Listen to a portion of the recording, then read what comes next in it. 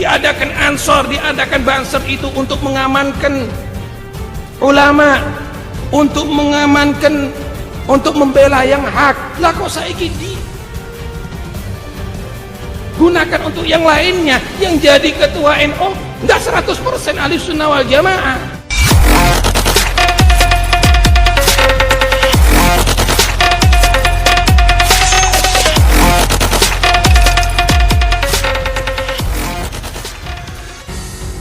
PWNU Jawa Timur ingatkan Menteri Agama tak korek luka lama soal Syiah dan Ahmadiyah.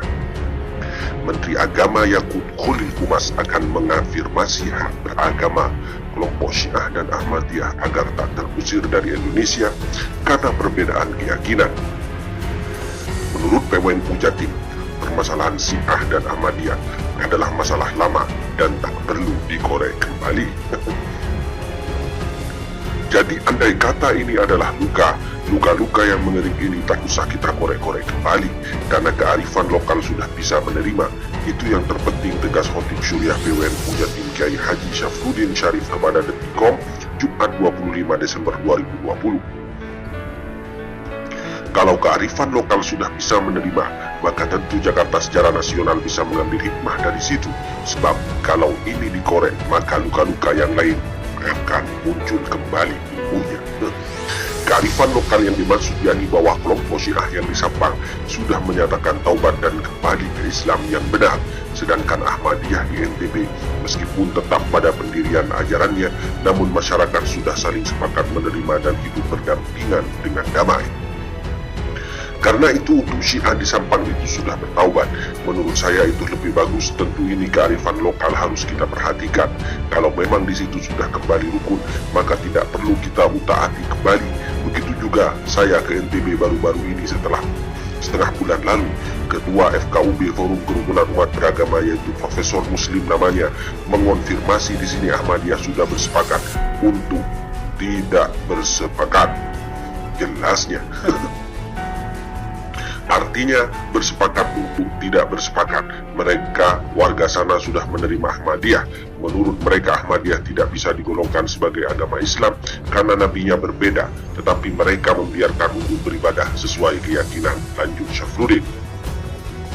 Menurut Syafruddin, jika masalah Syiah dan Ahmadiyah yang sudah selesai melalui kearifan lokal diungkit kembali, maka ia khawatir akan kemunculan aliran-aliran lainnya yang ingin diizinkan. Kan banyak nih, di Indonesia ada aliran kebatinan, itu ada 300 yang minta semua diizinkan untuk mendirikan sendiri-sendiri. Untuk itu, Syafruddin mengaku tidak sepakat dengan rencana Menteri Agama yang akan mengafirmasi Syiah dan Ahmadiyah, sebab persoalan itu sudah selesai. Yang menurut saya seperti itu, tak perlu afirmasi, jadi artinya dalam tanda kutip sudah selesai, sebab kalau dipaksakan disamakan, tentu kedua-duanya tidak akan mau karena kesimpulan di NTB itu, baik dari Islam mayoritas dan dari Ahmadiyah itu telah sepakat untuk tidak sepakat, tetapi sepakat untuk hidup damai dengan Hindu dan Islam mayoritas, tanda Syafruddin.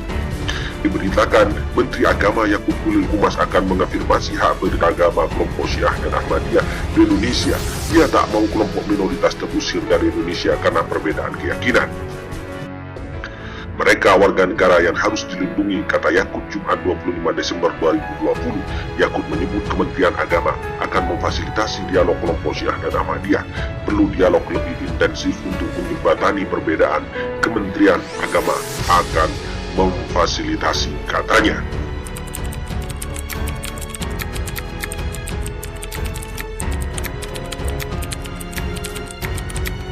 Ya, Assalamualaikum warahmatullahi wabarakatuh.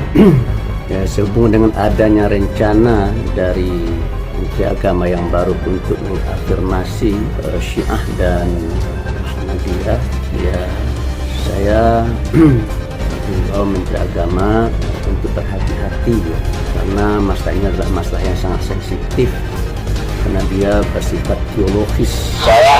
Saya Musa Sareni. Tapi sing nyetir NU mung mabuk. Ya sepuroi. Tak mudun dini aku. Ganti supir baru aku main munggah-maneh. Mabuk ya nyetir ngawur. Komentar semacam dibuat Nahdlatul Ulama itu dibuat untuk membentengi akidah Ahlussunnah wal Jamaah. Diadakan Ansor, diadakan Banser itu untuk mengamankan ulama, untuk mengamankan, untuk membela yang hak. Lah kok saiki gunakan untuk yang lainnya. Yang jadi ketua NU enggak 100% Ahlussunnah wal Jamaah, condong sana condong sini. Ansor Bansernya Ken Joko Lady Gaga. Apa ini? Saya tidak setuju kalau Ansor Banser juga ikut jalan menghancurkan sana menghancurkan sini. Saya tidak setuju. Tapi saya juga tidak setuju kalau memang Ansor Banser Joko Gerejo. Apa untungnya? Dalam sejarah kebangsaan Indonesia, apakah setiap masyarakat Indonesia dulu sebelum 1945 ketika proklamasi dikumandangkan, apakah semua rakyat Indonesia itu kemudian mengangkat bambu runcing untuk mengusir Belanda? Tidak, ikhwan, tidak. Saya pernah membaca dalam salah satu lembaran sejarah, ternyata yang mengimpor Ahmadiyah datang ke Indonesia itu adalah Belanda. Jadi Ahmadiyah itu ternyata bukan datang secara alami dan natural ke Indonesia, tidak. Tetapi dia diimpor, dia dari Gujarat didatangkan di Indonesia.